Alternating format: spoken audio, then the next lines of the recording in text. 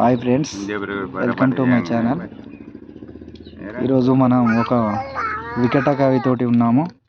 మహాభారతంలో అర్జునుడు గాంధీవం దియంగా ఈ సాంగ్ అనేది ఉంటుంది. పాడే.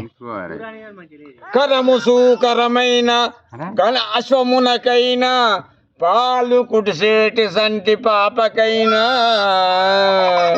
బొవ్వు బొవ్వున మొరుగు బొల్లి కుక్కకునైనా రాజమేలేటి దండి రాజుకైనా విఘ్నములు చేసేటి వీరకాసునికైనా జాతి మాలిన ఆడ జాతికైనా